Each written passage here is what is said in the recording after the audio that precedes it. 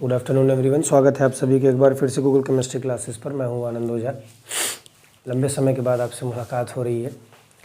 जैसा कि आपको पहले ही पता हो गया होगा कि ये जो टॉपिक और ये जो कोर्स चल रहा है वो आपका क्रैश कोर्स की तरह चल रहा है। तो मैं ये क्लियर कर दूं कि ये जो टॉपिक पढ़ाया जाएगा वो कम्प्लीटली एग्ज़ाम ओरिएंटेड होगा। यानी आपका एग्ज़ाम से 1 महीने पहले आपको एग्ज़ाम से रिलेटेड जितनी भी इम्पॉर्टेंट चीज़ें हैं, जितना भी इम्पॉर्टेंट इन्फॉर्मेशन है, जितना भी इम्पॉर्टेंट डेटा है, वो सब कुछ आपको प्रोवाइड करा दिया जाएगा।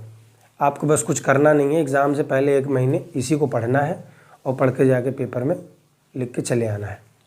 ठीक है, तो मैं मेक श्योर कर दूंगा कि मैक्सिमम चीज़ें जो मैं यहाँ पर पढ़ाऊँ वो सारी की सारी चीज़ें आपके लगभग एग्ज़ाम में आएँ और एग्ज़ाम में फंस जाएँ। जैसा कि मैंने पिछले साल भी पढ़ाया था आपको, जो पिछले साल के बच्चे थे वो अच्छे से बता सकते हैं आपको। तो जितने क्वेश्चंस मैं यहाँ डिस्कस करूँगा, जितने क्वेश्चंस आपको बताऊँगा, उतने सारे क्वेश्चंस बस आपको पढ़ लेना है। अगर आप उतना भी पढ़ लेते हैं तो लगभग 80% तक आप कवर कर जाएंगे। ठीक है, तो समय नहीं बर्बाद करूंगा ज़्यादा। जैसा कि मैं ऊपर मैंने हेडिंग डाल दिया, सेकंड बुक से मैं शुरू करूंगा, क्योंकि सेकंड बुक की चीज़ें अभी तक कंप्लीट नहीं हो पाई थी। इस वजह से हमको करना कि यही है कि एक पूरे फ्लो में, यानी एक गो थ्रू में मैं पूरे के पूरे बुक को ख़त्म करूँगा, जिसमें कि सारी चीज़ें आपको एक एक पॉइंट वाइज मिल जाएंगे। ये 20 से 25 दिन, 1 महीने का जो प्रोसेस होगा उसमें हम दोनों किताब का रिवीजन कर लेंगे। तो सबसे पहले जो होगा इस सेकंड बुक को ख़त्म करेंगे, फिर बाद में फर्स्ट बुक को ख़त्म करेंगे। सेकंड बुक का वेटेज आप जानते भी हैं, वैसे भी 60-40 का हो जाता है। 60% सेकंड बुक और 40% फर्स्ट बुक आ जाता है। लेकिन वो हमें नहीं करना, वो एग्ज़ाम डिसाइड करेगा। आपको सिर्फ पढ़ना है और मेरा काम है यहाँ पढ़ाना। तो मैं शुरू करता हूँ। आज का जो टॉपिक होगा वो आपका, मैंने ज्योमेट्रिकल ऑप्टिक्स आपको पढ़ा दिया है और पूरी ज्योमेट्रिकल ऑप्टिक्स में मैंने आपको वही सारी चीज़ें पढ़ाई हैं जो कि एग्ज़ाम के पॉइंट ऑफ व्यू से बहुत इंपॉर्टेंट है। ये मैंने पहले भी आपसे डिस्कस किया है। लगभग 95% चीज़ें मैंने वही पढ़ाई हैं जो आपके एग्ज़ाम में आती हैं। ठीक है, 2-4-5% की चीज़ें आपके एक्स्ट्रा नॉलेज के लिए मैंने आपको काम आपसे कराया भी है और आपको बताया भी है। सेकंड पार्ट का मैं सेकंड चैप्टर शुरू करूँगा, जिसका नाम है वेव ऑप्टिक्स। ठीक है, वेव ऑप्टिक्स में शुरू करूँगा और आराम से इसको आप समझिएगा। ये मैंने लास्ट टाइम भी बहुत अच्छे से आपको समझाया है, मतलब आपसे पहले जो आपके भैया दीदी लोगों ने पढ़ा है, और आज आपको भी समझा रहा हूँ। आराम से जितना मैं पढ़ाऊँगा सिर्फ आप उतना पढ़ के जाइएगा। 90% क्वेश्चंस आपके वहाँ से फंसेंगे। ठीक है, आइए शुरू करते हैं। तो सबसे जो पहला टॉपिक आता है, सबसे पहले मैं इस चैप्टर को कैटेगराइज कर देता हूँ आपको। जो मेजर पोर्शंस है जो इसमें आपको पढ़ना जो है और जो मैं ख़त्म कर दूँगा पढ़ा के, मुश्किल से 2 दिन मैक्सिमम या 2 से 3 दिन लगेगा इस पूरे चैप्टर को 2 दिन मैक्सिमम ख़त्म करने में। तो सबसे पहला जो हमारा टॉपिक होगा इस वेव ऑप्टिक्स में होगा हाइगन्स प्रिंसिपल। ठीक है, हाइगन्स प्रिंसिपल। दूसरा होगा proof of what? Proof of reflection and refraction for wave nature. ठीक है, आपने अभी तक पढ़ा होगा किसके बारे में? रिफ्रैक्शन और रिफ्लेक्शन को नॉर्मली ज्योमेट्रिकल ऑप्टिक्स में हमने पढ़ा था, आप 10th में भी पढ़े थे। लेकिन वो रिफ्रैक्शन और reflection Huygens principle Huygens prove करेंगे कि किस तरीके से रिफ्लेक्शन और refraction wave nature of light दिखाएगी। यानी जो wave nature of light 2 nature की होती है, वेव और पार्टिकल, आप जानते हैं। तो यहाँ पर वेव और पार्टिकल वाला कॉन्सेप्ट तो समझ में आ रहा है, लेकिन वेव कैसे दिखा रहा है उसको प्रूव करेंगे हाइगन्स, उस पर हम देखेंगे। ये जनरली आपके पेपर में मुझे लगता है कि आप प्रीवियस उठा के देखेंगे तो फुल लेंथ में, या मान लीजिए 3-4 नंबर का जो भी आपका पेपर बनता है उसमें ये लगभग हर बार पूछा है। ठीक है, तो आप इसको उठा के देख सकते हैं। इसका ट्रैक रिकॉर्ड बड़ा ही वांटेड रहा है, ये क्वेश्चन आ ही जाता है आपके पेपर में। तो यहाँ पर भी जनरली पूछ लिया जाएगा, इसके लिए आप परेशान मत होइएगा। बस आप इतना मेरे ऊपर विश्वास रखिए कि जो मैं पढ़ाऊँगा वही पेपर में आना है। ठीक, 90% चीज़ें वही आएंगी। तीसरा हम पढ़ेंगे इसके बाद, जैसे ही स्विच करेंगे, इंटरफेरेंस। ठीक, बहुत डेप्थ में नहीं जाऊंगा मैं, क्योंकि मैं एक एक चीज़ जैसे बताऊंगा सिर्फ आपको उतना ही पढ़ना है, और उतना पढ़ेंगे आप जिस वे में मैं पढ़ाऊंगा, पेपर अच्छे मार्क्स से निकलेगा, मेरी गारंटी है। दूसरा डिफ्रैक्शन। ठीक, डिफ्रैक्शन पढ़ाऊंगा। और पोलराइजेशन शायद आपके सिलेबस में नहीं है, इसको मैं एक बार क्रॉस चेक कर लूँगा। अगर पोलराइजेशन होगा तो यहाँ आखिरी टॉपिक पोलराइजेशन पड़ जाएगा। अगर पोलराइजेशन नहीं होगा तो ये चार के चार टॉपिक आपके ख़त्म हो जाएंगे तुरंत शुरू करते ही, मतलब 1 से 2 दिन मैक्सिमम। 1 से 2 दिन इसलिए कह रहा हूँ क्योंकि इसमें मैं पूरा समय लूँगा अच्छे से, क्योंकि ये फुल मार्क्स में आता है। ये भी न्यूमेरिकल इससे बन जाते हैं, कई बार डेरिवेशन इसका भी आ जाता है, डिफ्रैक्शन में भी कई बार डेरिवेशन आ जाता है। तो इन तीनों को मैं अलग से एक ही क्लास में 1-1.5 घंटे की क्लास लूँगा, कल हो सकता है वो, उसमें मैं इन तीनों को अच्छे से समझाऊँगा। आज मैं आपको हाइगन्स प्रिंसिपल पर डिस्कशन डालूंगा और हाइगन्स प्रिंसिपल कैसे क्या क्या बिहेव करता है, किस तरीके के हाइगन्स वेव जनरेट होती हैं। 1 से 2 नंबर में जो सवाल आपके जनरली बन जाते हैं पेपर में, 2 नंबर के लगभग सवाल बन जाते हैं हाइगन्स प्रिंसिपल से, और आता ही है यार, गारंटीड है। आप प्रीवियस ईयर उठा के देखो, हाइगन्स प्रिंसिपल डायरेक्टली स्टेट करने को दे देता है कि स्टेट द 3 प्रिंसिपल और what are the principles of Huygens theory. उसको स्टेट करिए, 2-3 पॉइंट उसके हैं, उसको आपको बताना रहेगा।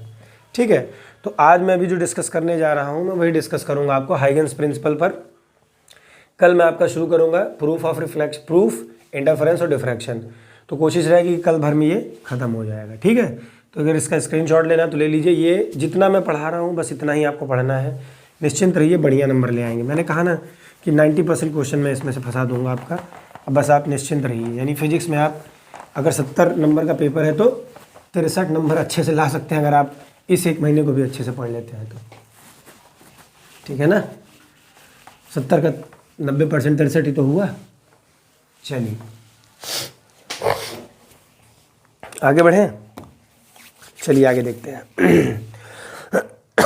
सॉरी, हेडिंग डाल लीजिएगा सब लोग अपने कॉपी में और लिख लीजिएगा, हेडिंग डाल के, Huygens principle of secondary wavelets. Huygens principle of secondary wavelets heading डाल लीजिएगा। थोड़ी तबीयत नहीं सही है तो आराम से चलेंगे, धीरे धीरे मैं सब समझाऊंगा। Huygens principle of secondary wavelets, ठीक है। जैसा कि नाम ही क्लियर है यार, हाइगन्स का प्रिंसिपल आपको बताना है। हाइगन्स कौन थे? हाइगन्स एक साइंटिस्ट थे।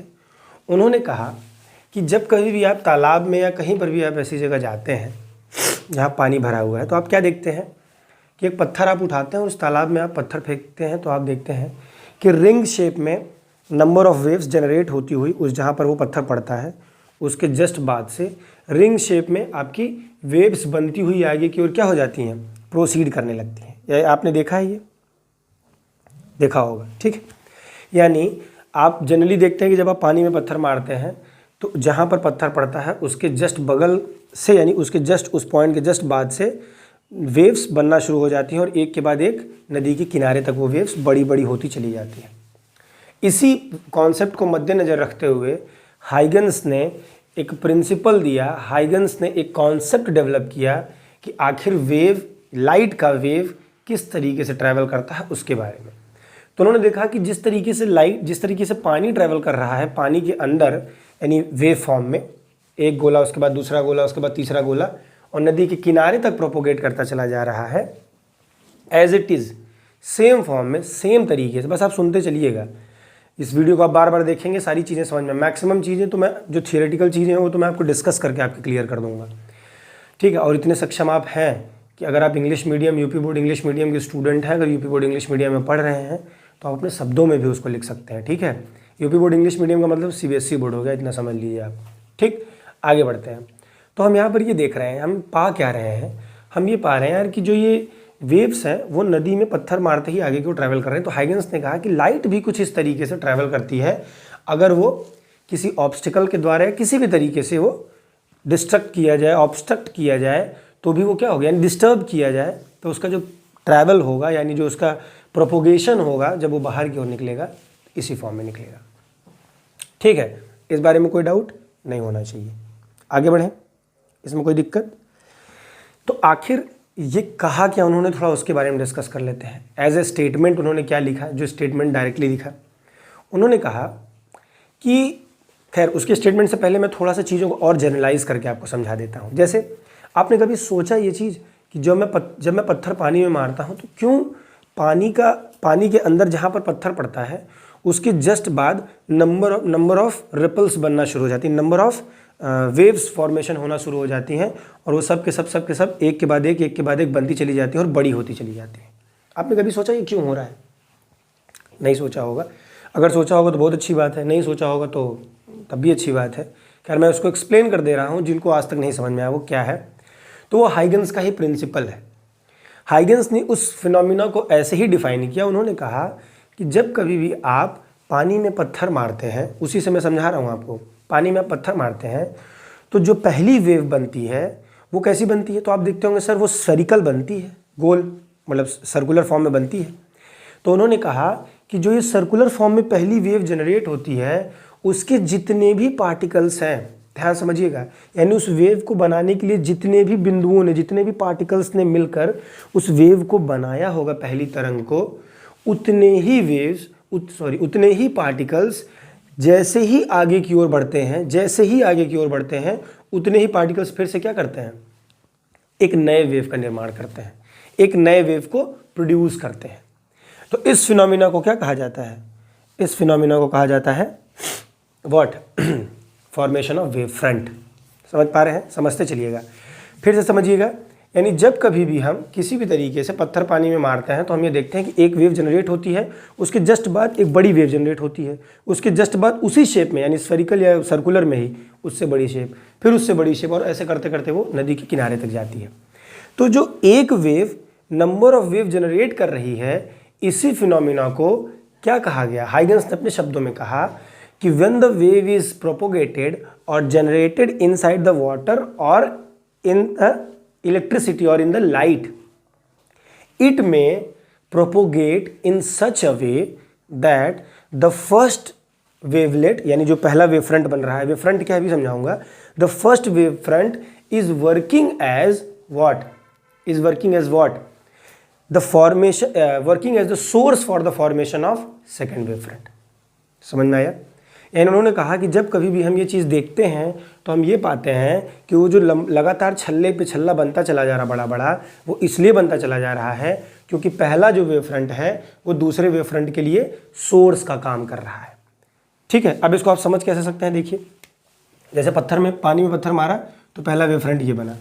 अब ये वेव फ्रंट मैंने कहा 1 2 3 4 5 6 पॉइंट से मिलकर बना है। ऐसे देखिए, 2 3 4 5 6 पॉइंट से मिलकर बना है। ठीक है, सॉरी, 6-7 पॉइंट से मिलकर ये बना है।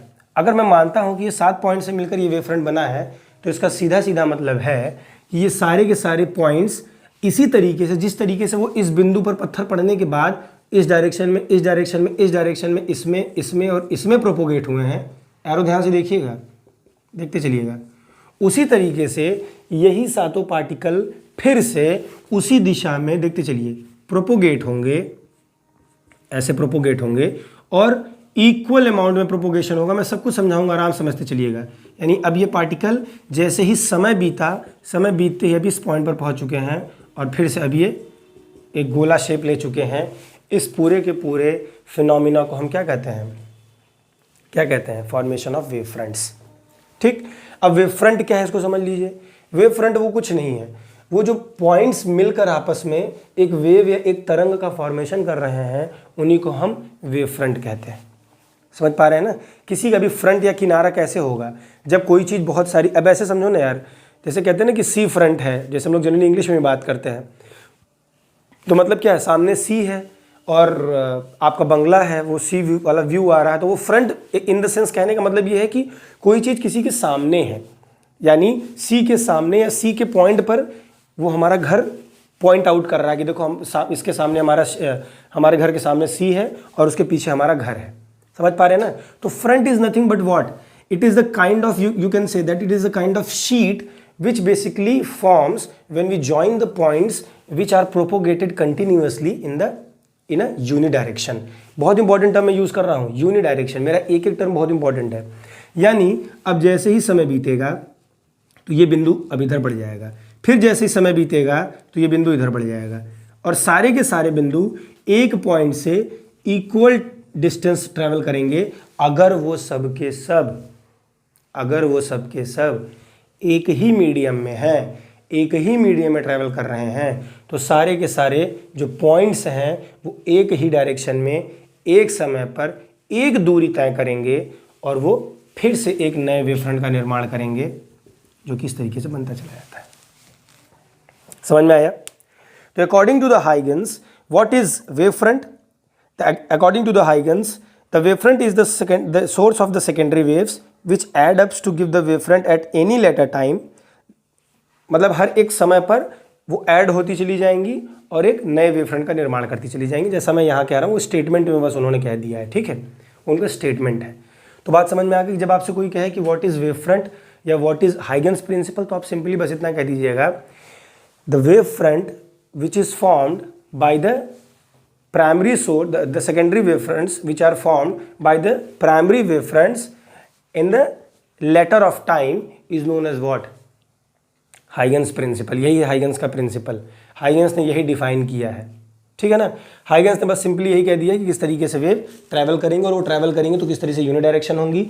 एक दिशा में एक समय पर एक ही मीडियम में रखी गई वेव्स एक ही मीडियम में ट्रैवल करेंगी, एक ही टाइम पर अगर वो चल रही हैं तो एक ही डिस्टेंस कवर करेंगी, ठीक है ना। क्योंकि जितने वेव्स हैं, ये जितने वेवलेट्स हैं, जितने अब आपको मैं आगे धीरे धीरे इंट्रोड्यूस करूँगा, ये पूरा का पूरा तो ये वेव फ्रंट बन रहा है, लेकिन जो ये बढ़ रही हैं ये, इनको हम वेवलेट्स कहते हैं।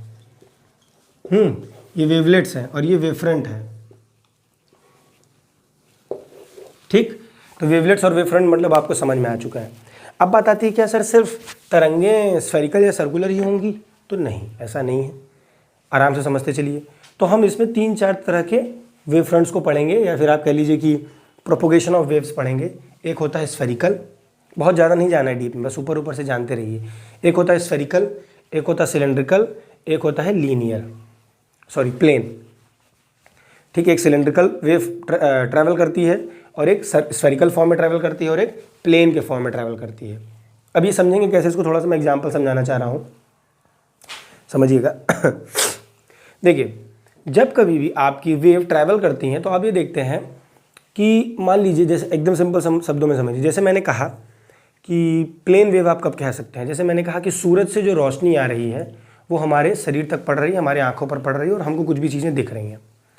तो अब जो वेव फ्रंट हैं वो वेव फ्रंट कैसी आ रही हैं? एक डायरेक्शन में सूरज से हर किरण अपने अपने डायरेक्शन को लेते हुए आगे की ओर बढ़ रही है और सरफेस पर पड़ रही है, इस बात में कोई क्लियर डाउट नहीं है। तो अब बात आ जाती है कि अगर इस तरीके से वेव प्रोपोगेट कर रही है, आगे की ओर बढ़ रही है, तो क्या जो दूर का ऑब्जेक्ट है, अब समझिएगा, दूर का ऑब्जेक्ट यानी जो बहुत दूर है हमसे, जिसको बेसिकली आप देख नहीं पा रहे हैं ऐसे नॉर्मल आई से, तो अगर वो स्फेरिकल वेव फ्रंट जनरेट कर रहा है तो भी आपको वो वेव फ्रंट कैसा दिखेगा? प्लेन दिखेगा।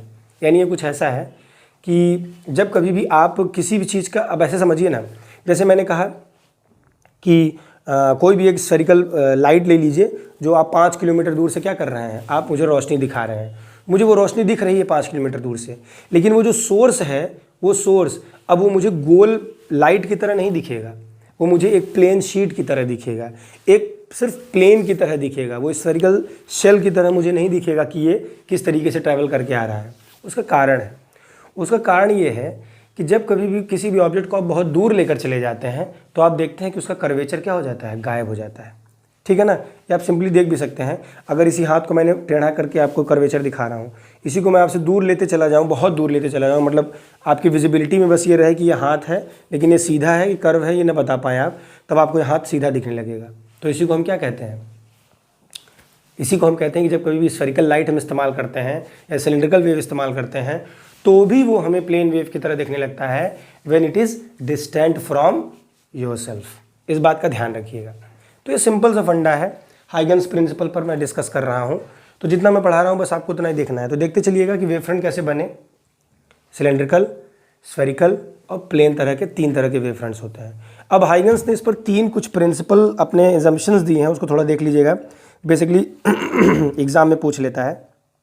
पहला एजम्पशन है, each point on the wave front act as a fresh source of new disturbance called secondary wave और वेवलेट्स।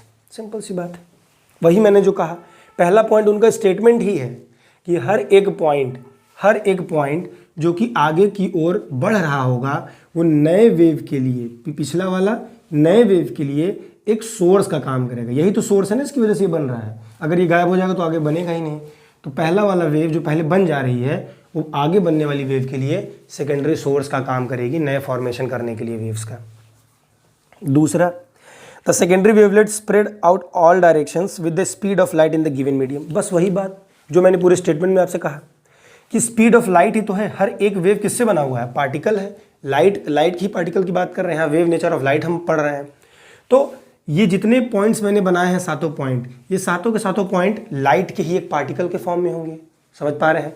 तो जब लाइट के पार्टिकल के फॉर्म में होंगे तो ये आगे की ओर बढ़ेगा, ये आगे की ओर बढ़ेगा, ये यानी आप समझिए अगर ये 7-8 मैंने फोटोन बनाए हैं तो अगर एक ही मीडियम में फोटॉन्स रखे हैं तो ऑब्वियस सी बात है कि सारे के सारे फोटॉन्स की जो स्पीड होगी वो सेम होगी, समझ पा रहे हैं। और एक ही टाइम ले रहे हैं, एक ही टाइम में दोनों ने अपने इस पोजीशन को छोड़ा है, इन सातों ने, और स्पीड सेम है क्योंकि माध्यम सेम है, एयर में है तो एयर में, ग्लास में है तो ग्लास में। तो आप क्या देखोगे कि जो डिस्टेंस निकल कर आएगा वो सभी के सातों के लिए क्या निकल कर आएगा, सेम निकल कर आएगा, क्योंकि speed equal to distance upon time. अब स्पीड सेम, टाइम सेम, तो डिस्टेंस भी सेम। समझ में आया, सिंपल सी फंडा है। आखिरी वाला देख लेते हैं क्या कह रहे हैं। The new wave front at any later time is given by the forward envelope tangential surface on the forward direction of the secondary wavelets at that time. मतलब कुछ नहीं कहना चाह रहे हैं, सिंपली ये वर्ड से आपको परेशान कर रहा है। मतलब देखिए कि अगर सॉरी, मान लीजिए ये वेव है, इस वेव को हमको क्या करना है, आगे की ओर प्रोपोगेट करना है, ठीक। अब मान लीजिए हमारे पास क्या है, एक स्फेरिकल या सिलेंड्रिकल वेव फ्रंट। अगर ये स्फेरिकल की बात कर रहे हैं तो स्फेरिकल वेव फ्रंट को मैं क्या करूंगा, एक शीट की एक टेंजेंट लगाऊंगा। ध्यान रखिएगा, ये टेंजेंट 2 पॉइंट से नहीं जाएगा, एक ही पॉइंट से जाएगा। अगर ये स्फेरिकल वेव है, बहुत आराम से समझिएगा, कंफ्यूज नहीं होना है।